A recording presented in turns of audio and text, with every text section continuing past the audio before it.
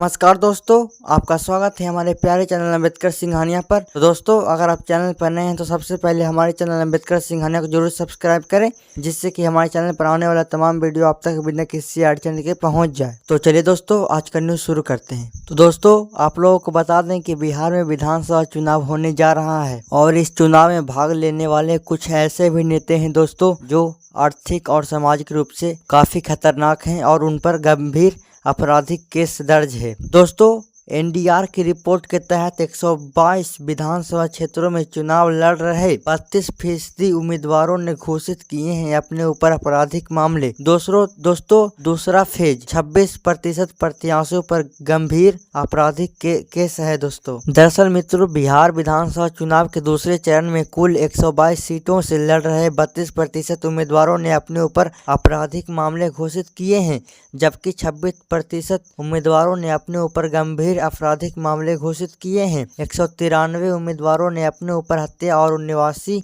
उम्मीदवारों ने अपने ऊपर हत्या के प्रयास से संबंधित मामले घोषित किए हैं। 52 उम्मीदवारों ने महिलाओं के ऊपर अत्याचार से संबंधित मामले घोषित किए हैं। दोस्तों, इनमें 3 उम्मीदवारों ने अपने ऊपर दुष्कर्म से संबंधित मामले घोषित किए हैं। यह खुलासा एनडीआर और बिहार इलेक्शन बाद की ओर से दूसरे चरण में चुनाव लड़ने वाले 1302 में से 1297 उम्मीदवारों के शपथ पत्रों के किए गए विश्लेषण के आधार पर जारी रिपोर्ट में हुआ है। दूसरे चरण में 11 नवंबर को मतदान होगा। तो दोस्तों, जैसा कि आप तस्वीरों पर गंभीर आपराधिक मामलों से आरोपित उम्मीदवारों का लिस्ट देख रहे होंगे, जिनमें जनसुराज पार्टी, बसपा, राजद, भाजपा, जदयू, आप, कांग्रेस, लोजपा, भाकपा माले तथा भाकपा भी सम्मिलित है। दोस्तों, 43% करोड़पति प्रत्याशी और औसत संपत्ति 3.44 करोड़ रुपये। दोस्तों, 1297 उम्मीदवारों में 562 43% उम्मीदवार को करोड़पति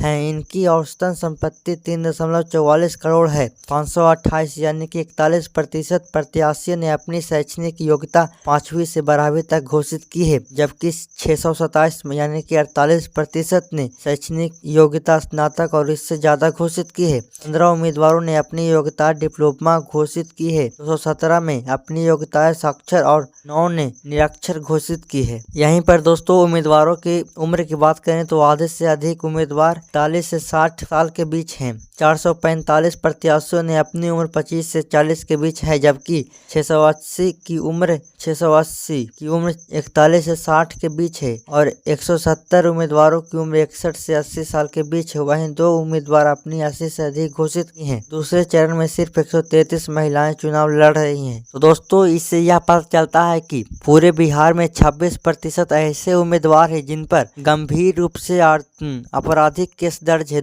और दोस्तों, बिहार में कुछ ऐसे भी उम्मीदवार हैं जिनकी संपत्ति करोड़ों में है और उनकी उम्र भी अधिक है। इसी के साथ दोस्तों, जैसा कि आप लोगों को पता ही होगा कि बिहार का सबसे बड़ा मेला सोनपुर का मेला होता है और यह मेला काफी ऐतिहासिक है। दोस्तों मित्रों, विधानसभा चुनाव को देखते हुए मेला की तिथि में हुआ बदलाव। मित्रों, 9 नवंबर से सोनपुर मेला तैयारी अंतिम तिथि चरण में है। दरअसल दोस्तों, विश्व प्रसिद्ध हरिहर क्षेत्र सोनपुर मेला की तैयारी अंतिम चरण में पहुंच गई है। विधानसभा आम चुनाव के साथ ही जिला प्रशासन और पर्यटन सभा इसकी तैयारी में जुटे हैं।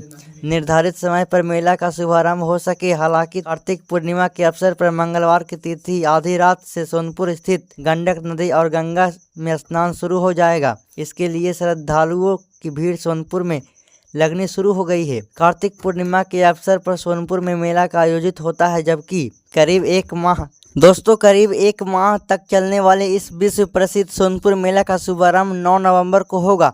विधानसभा चुनाव को देखते हुए मेला का उद्घाटन की तिथि में बदलाव किया गया है। 6 नवंबर को सारण जिले में चुनाव संपन्न होने के बाद जिला प्रशासन इस मेला को भव्य रूप प्रदान कर सकेंगे।